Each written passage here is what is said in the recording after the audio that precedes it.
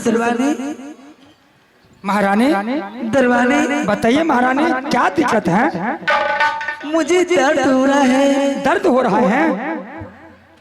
तुम जाओ घर और हमारे स्वामी जी की बुला खिला दो। मैं बचने वाली नहीं हूँ। ठीक है महाराज। महाराज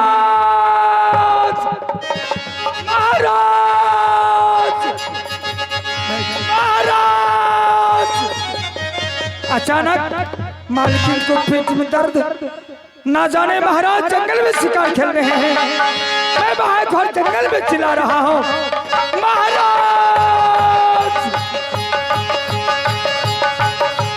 क्या हुआ मंत्री? अचानक इस टाइम महाराज ने दरबार के अंदर आराम कर रहा था, यहाँ से तूने आवाज लगाया, मुझे जल्दी आना। महाराज आप जल्दी चलिए महाराज। महारानी को बहुत जोर से पेट में दर्द उठ गई है महाराज।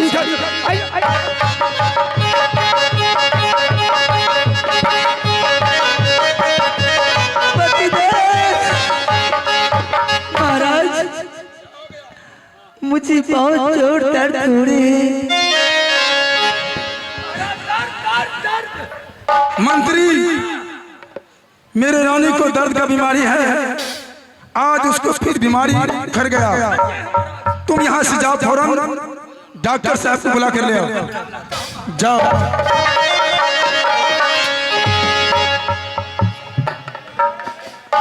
अब भारी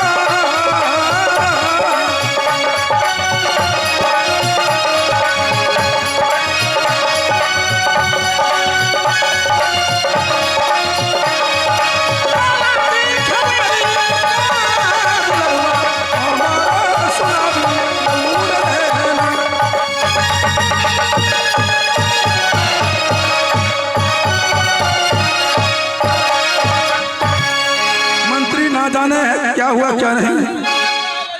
डॉक्टर साहब का पूरा विज्ञान लेने चले लिए। डॉक्टर साहब आ गया, चेक कर हॉल से चेक कर रहा रुक जाओ। अरे अब तो ये नहीं रहा इस दुनिया में, इससे पहले कहाँ थे आप लोग? हाँ क्या करें डॉक्टर साहब, हम लोग का घर देहात में पड़ता है, यहाँ गाड़ी सवारी का कोई साधन नहीं है। अरे सब दिन तुम लोग सरवरिये में रहेगा, तुम लोग कम से कम फुटानी चौक पर आना चाहिए। क्या उसको दवा दीजिए आप, जितना जल्दी हो सके तबीयत उसको सही हो। अरे अब नहीं रहा, इसको क्या दवा देंगे? इससे पहले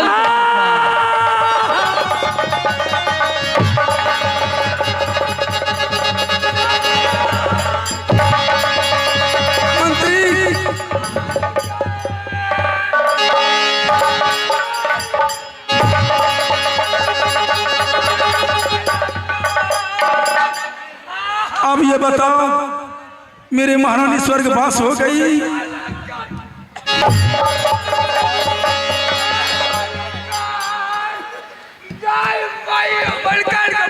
छूट गए आप ऐसे करो मंत्री, इसको यहाँ से ले चलो, समझ गया?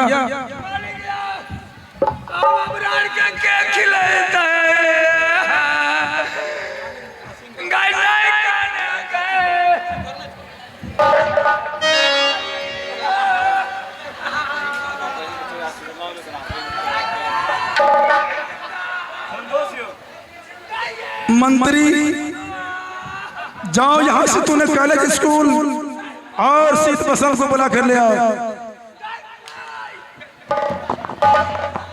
क्या हुआ रे?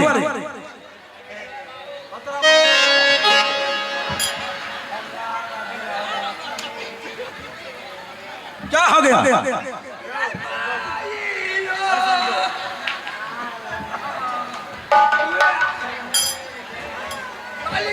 हाँ, मुर्दा गमे के गले खिए की गम कल। अब जो है इसको साथ कर दो थोड़ा। जाओ तू लोग, क्यों रोती है? जो इंसान मर जाते हैं वो फिर वापस नहीं आता है। मालिक तीनों हमारा कनिया भारी सछाल।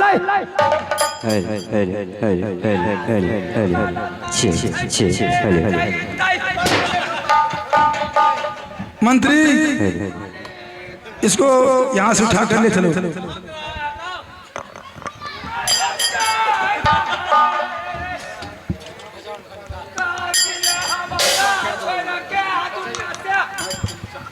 हेलो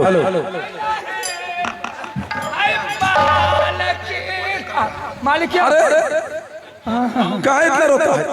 मालिक मुने मुने सोचे छे अब तिल संक्रांत में केला खिलेता है। अरे अपने दरबार के अंदर में खोजराहा वाली लड़की नहीं पतर की? हाँ, खोजराहा वाली, हाँ, वही तुमको खिलाई। वह गम कैला कई।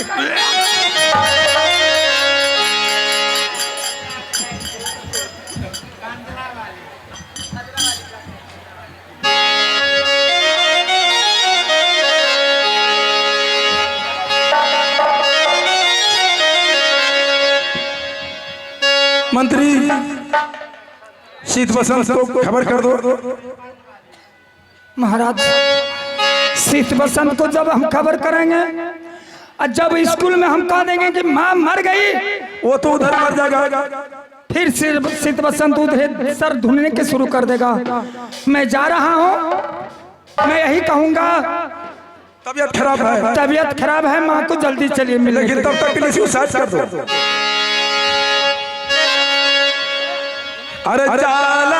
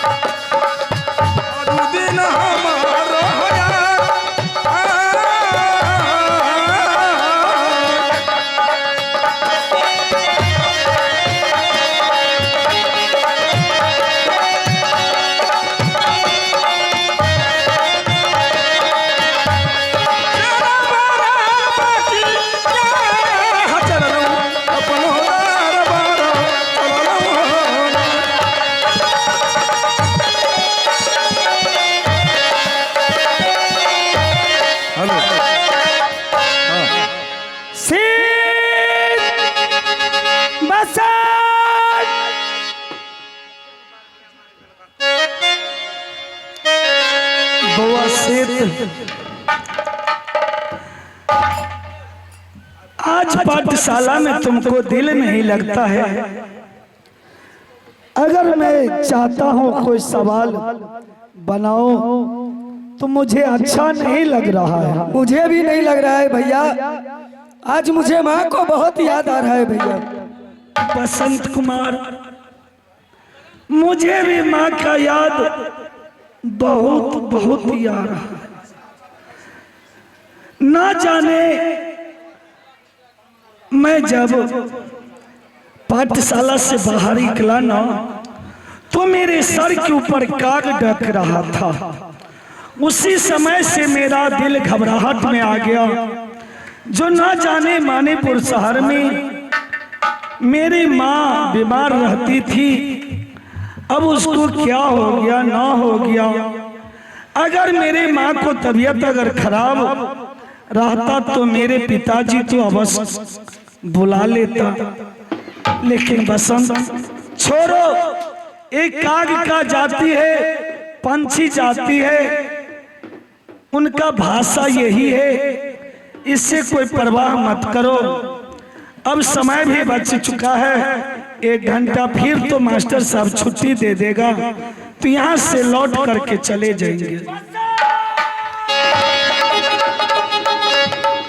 राजकुमार, महामंत्री इधर आइए। राजकुमार चलिए। राजकुमार क्यों तुम घबराहट में हो? क्या हो गया है? राजकुमार कुछ नहीं हुआ, हमको कुछ नहीं हुआ। तो फिर आंख से आंसू क्यों बहा रहे हो? देखो बसंत, तो सीत मैं जब भाग भाग कर जो आए हैं, कुछ आंख में हमको कीड़ा पड़ गए हैं, और कीड़ा पड़ने के बाद में एक आंख से आंसू जा रहा है। चलिए, पिताजी आपको बुला रहे हैं। क्या पिताजी? हाँ हाँ। बसंत, आज महामंत्री आया है बुलाने के लिए। इससे पहले तो मंत्री को पिताजी नहीं भेज रहा था। सही बात है भैया जी। लगता है माँ को तबीयत खराब हो गया होगा। तो भैया इतना देरी क्यों लगा रहे हैं? चलिए। मंत्री राज सिपाही, तुम क्या झूठ तो नहीं बोलते हो? नहीं नहीं राजकुमार, हम झूठ नहीं बोल रहा हूँ। पिताजी जंगल से शिकार खेल के आए हैं, और उनको कहना है कि दोनों बच्चे से मिल लेंगे तो फिर हम शिकार खेलने के लिए चला जाऊंगा। राही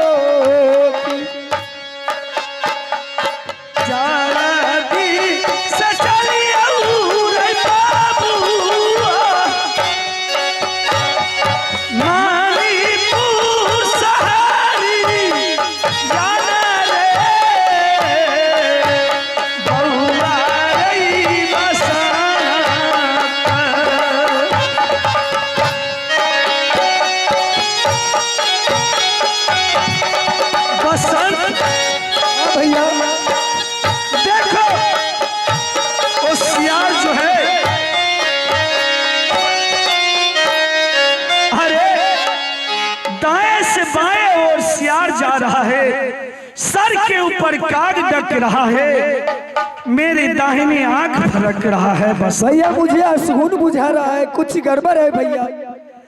दूसरा दिन जब आते थे तो इस रास्ता का पेड़ पौधा सब हरा भरा रहता था, लेकिन आज इस राह में देख रहा हूँ सियार भोंक रहा है, सर पर काग डक रहा है। जितने भी पेड़ पौधा है सब मुरझाया हुआ, रास्ता सुनसान लग रहा है। ऐ लगैया सगुना हमारे बाबूआ, आज के दिन होया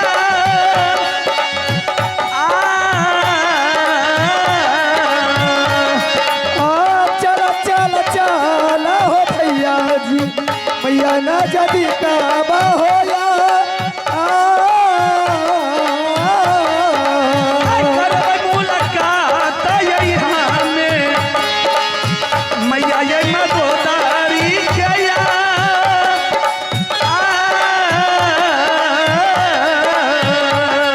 आके तेरा देरी हो भैया जी आजू दिन लगाना होया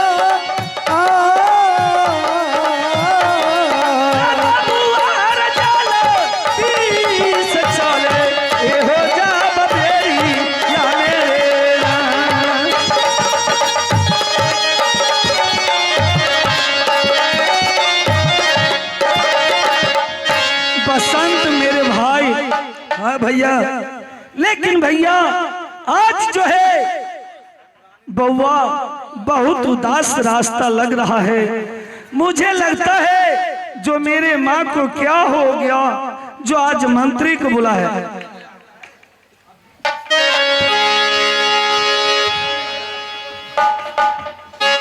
आशीर्वाद है मंत्री महाराज गया स्कूल। हाँ हाँ महाराज, वो दोनों बच्चे को खबर जना सेठ और बसंत को मैंने बुला कर ले आया हूँ महाराज। ठीक है, मेरे सामने कर दो। गया सा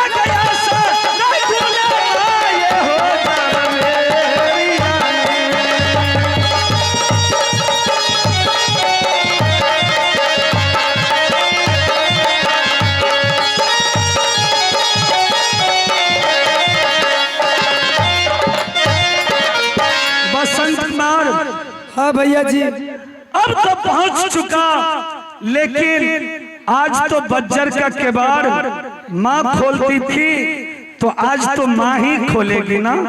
सही बात है भैया। खोली के बरिया गनैया जी, आजू की नता के मैया है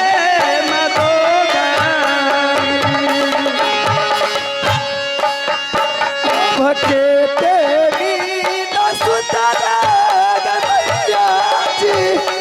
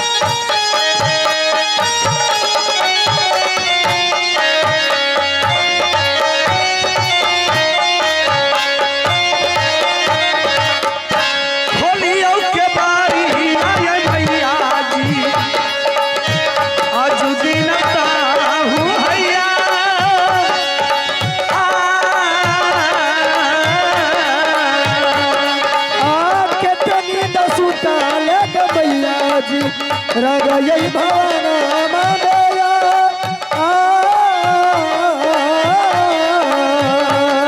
समैया जी के खोली के बरिया आज भी लता घुमा गेला।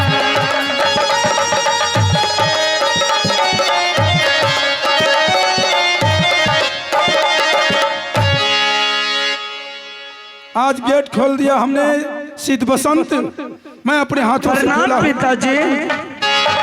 आशीर्वाद है मेरे लाल। पिताजी, जब ये शीत बसंत आता था तो माँ प्रभावती बजर का किवाड़ खोल करके और दोनों भाई को अपने कंधे से लगाती थी। क्या मेरे माँ का तबीयत ठीक है? उसको तबीयत खराब है शीत बसंत, चलो मेरे साथ अपने माँ से जाकर मुलाकात करो। ठीक है पिताजी।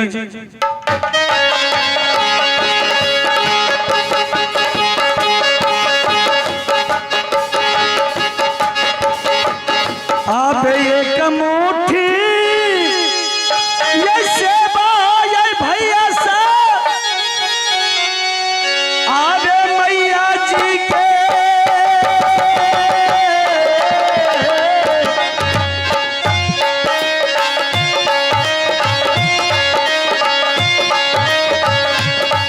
यही करी यही आने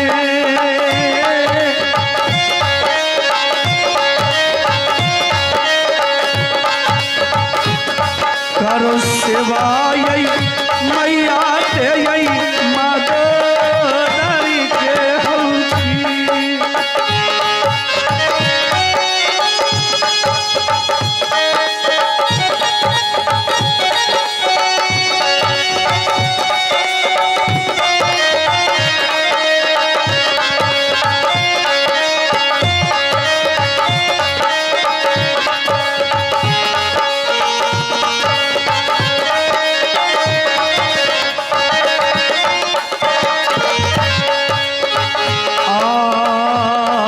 उठियो ने यही उठियो है मैया जी, आये हो जावा यही बेरिया में मैया।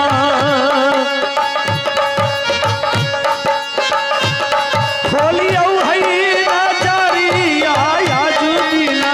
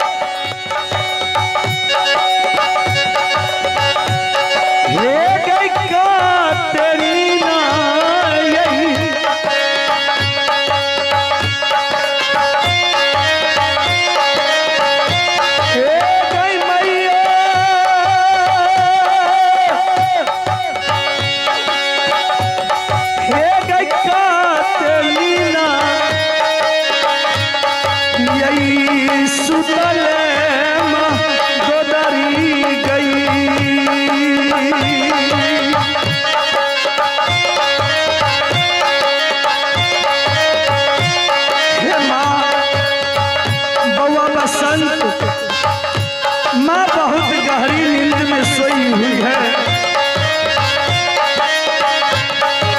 हे गई मैया, हे गई सोना के यही का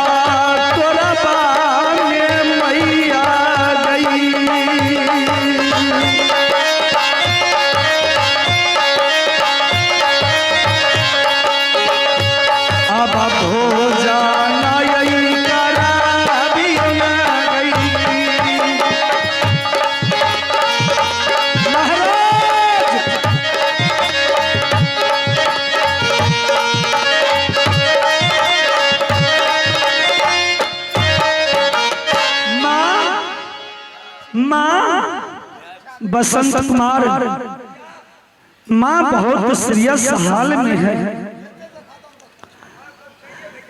माँ आबे खोली नजरिया गई मैया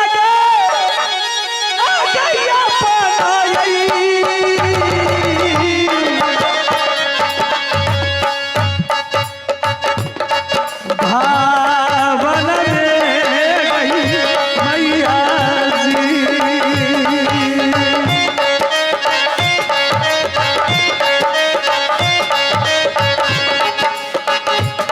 खोलियो गई माँ दरिया नता गई मैया है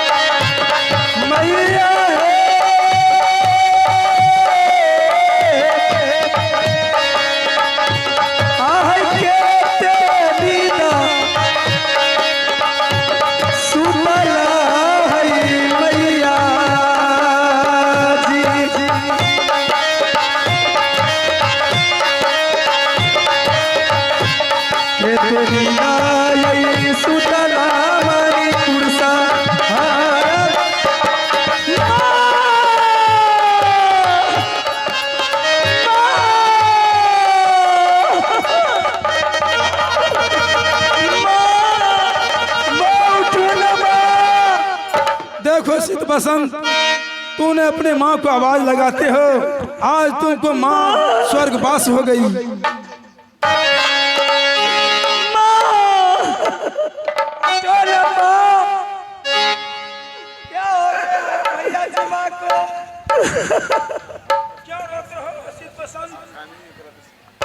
आज तुमको माँ मर गई। ऐसे होता है संसार में, तूने रोते रोते मर जाओगे, लेकिन फिर तुमको माँ लौट कर नहीं आने वाली है। माँ कहाँ चली गई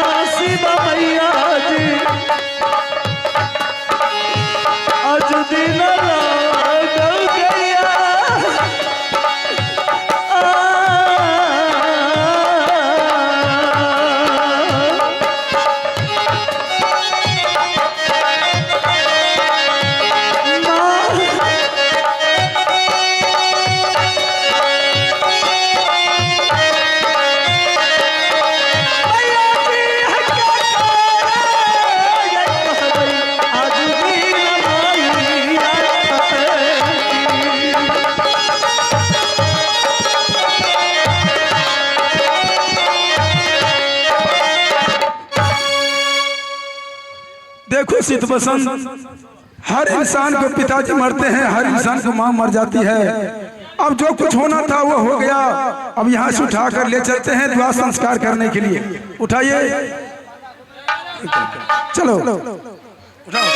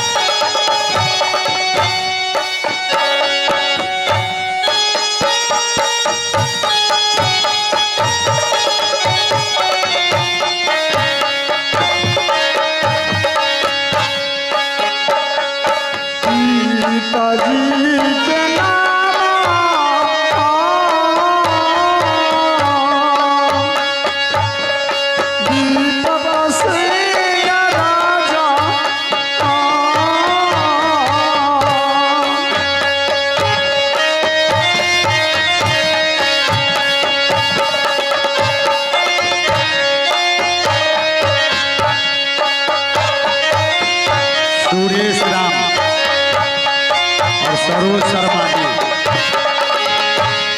सुरेश राम जहाँ भी है कर्नाटक में पहुंचे।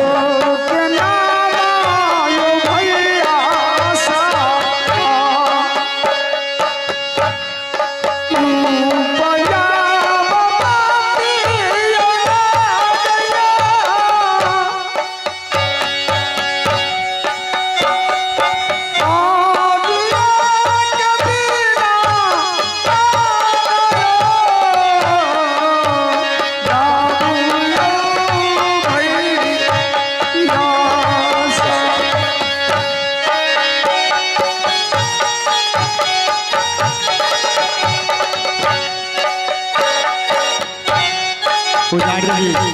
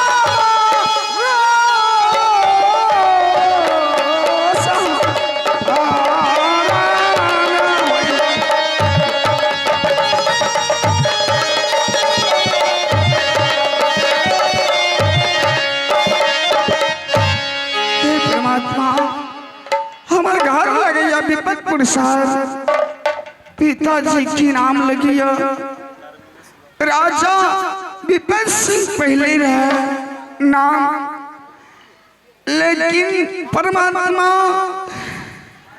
नसीब में के लिख दलक नहीं लिख दलक। बाबूजी जे दिन से हमार माँ गुजर गेल ओई दिन से हमार बाबूजी बहुत गरीब बन गेल। जहाँ जाए छी वहाँ लौ के जाए छी। बाबूजी बेटी रूपवती कत्ता कत्ता तू हमरा लाके बउएल फिरै छ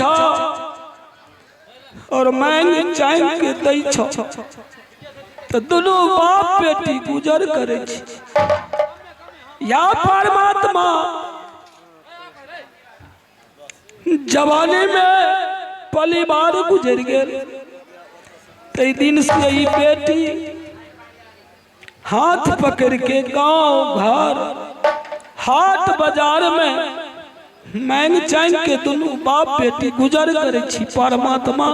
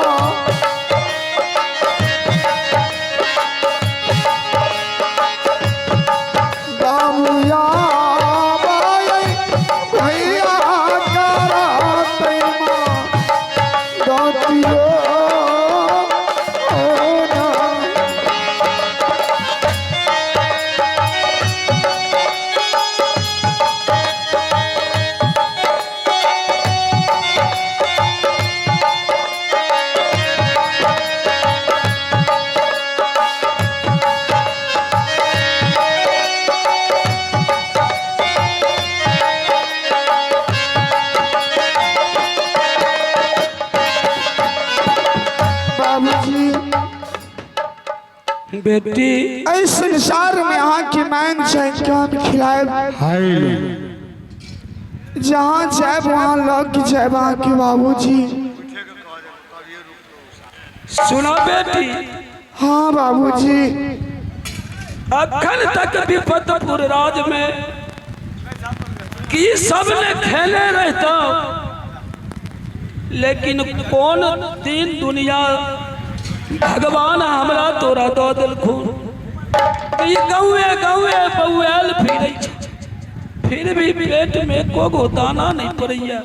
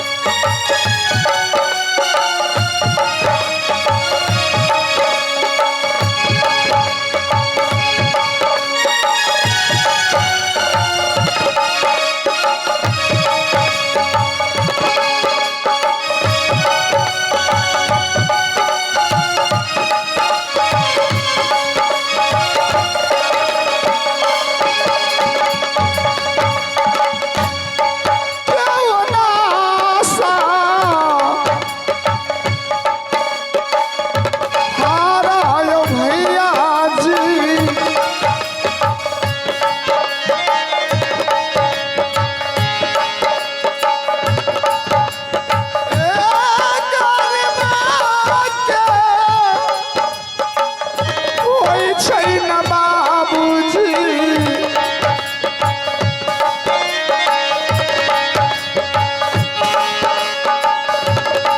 केहू ना सहारा होइ छै दुनिया में।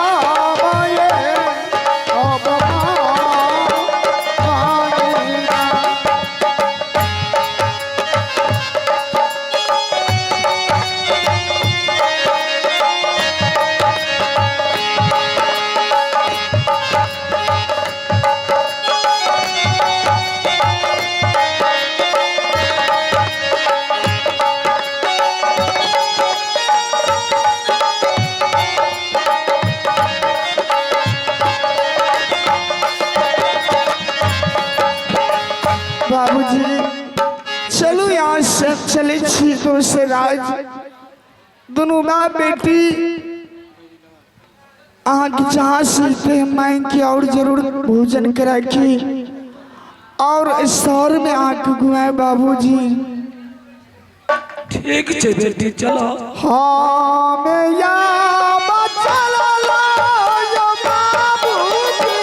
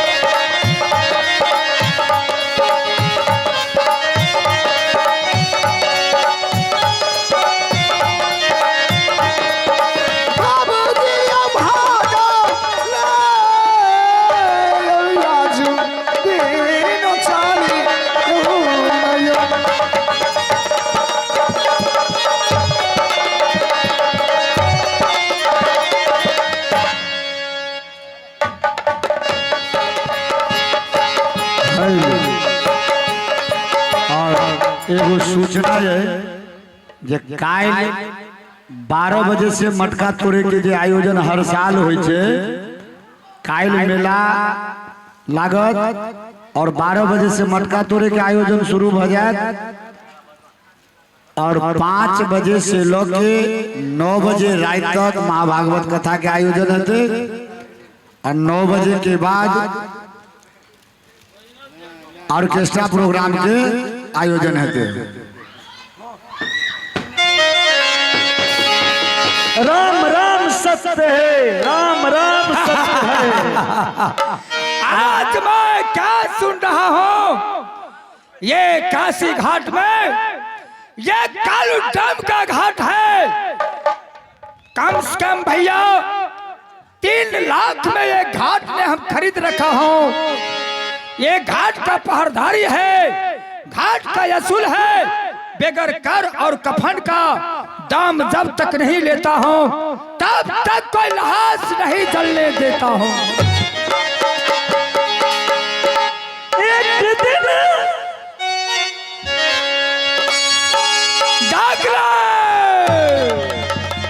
राम राम सत्य है, राम राम सत्य है, राम राम सत्य है। सब दिन होत न एक समान, सब दिन होत न एक समान। क्या सुन रहा हूँ?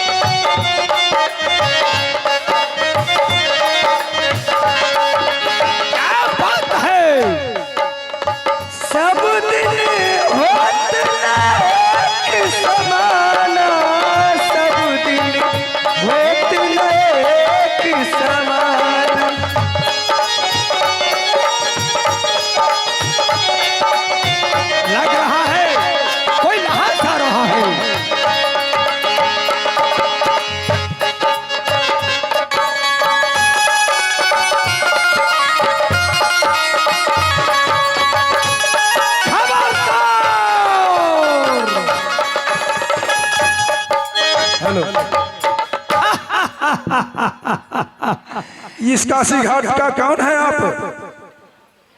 मैं ये घाट का मैं कालू डैम हूँ और ये घाट जितना घाट देख रहे हैं ये कालू डैम खरीद रखा है।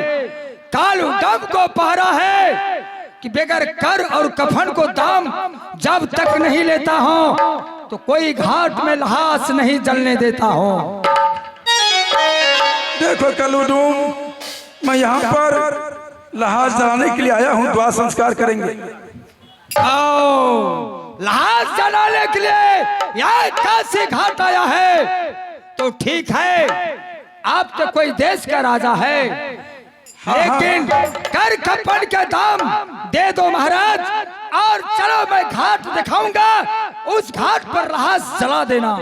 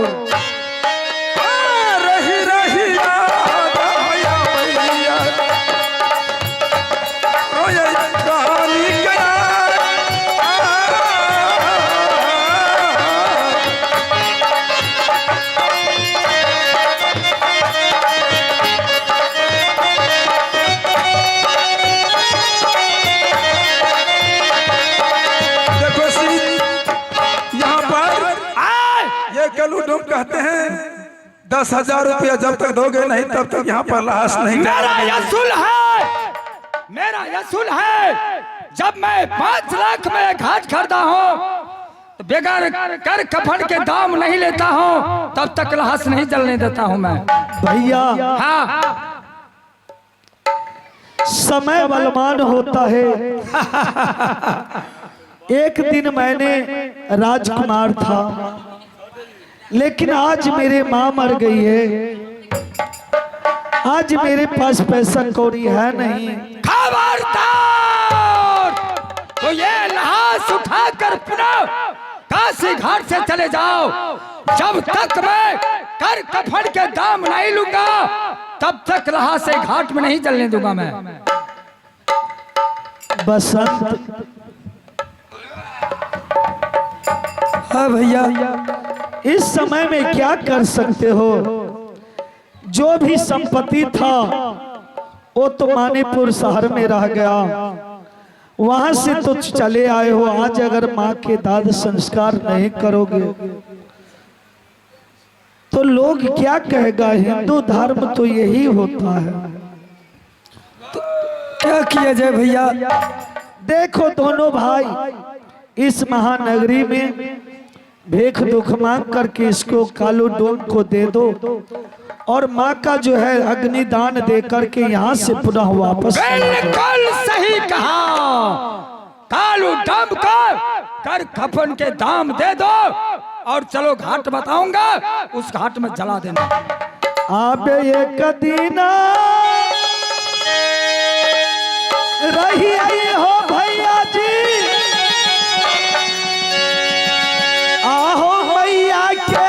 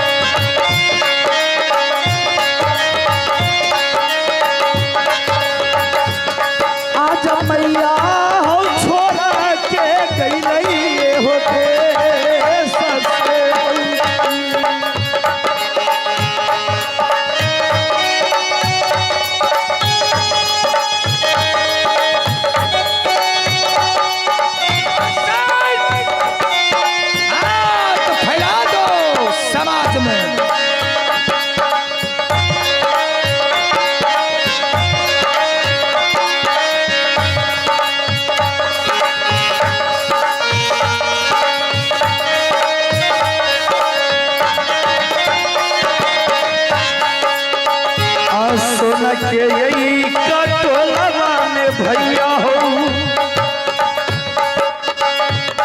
मैया भोजना कराबई हमारो।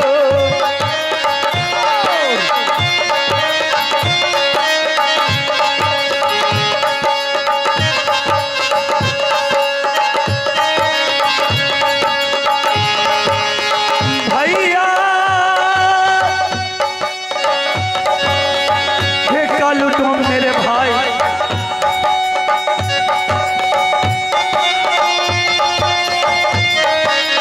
बसंत आहो भैया, आहो वादानी यही दाना करता हूँ।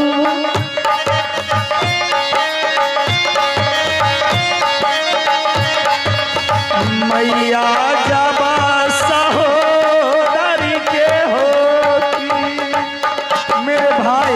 कालू डोम, जब तक कर कफन के दाम नहीं लूंगा तब तक के लाश नहीं जल। लाश उठाओ। नहीं नहीं भैया, नहीं भैया, मैं तुम्हें भीख मांग करके दूंगा। और कोई लाश आने वाला है, घाट को घेर रखा है। सर हमरा 10, 20, 5 एको गो रुपया दो देवे तो 100 आदमी अगर 1-1 रुपया देवे तो 100 रुपया भ जते। हम ए डोम के द के और अग्निदान क के हम यहाँ से चल जाए।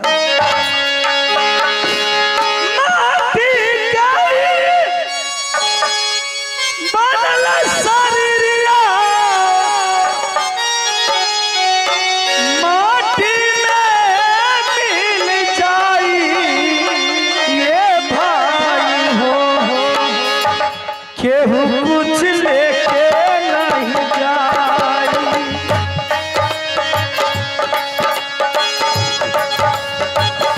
केहू कुछ लेके नहीं जाई ये भाई हो, केहू कुछ लेके नहीं। नवजुवक भाई हमर नया बहन सब अहाँ सब मदद करू। एक दिन सब दिन एक समाना नहीं रहेगा।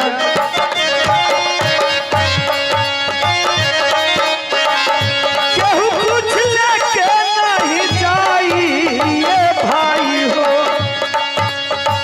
केहू कुछ लेके नहीं जाई।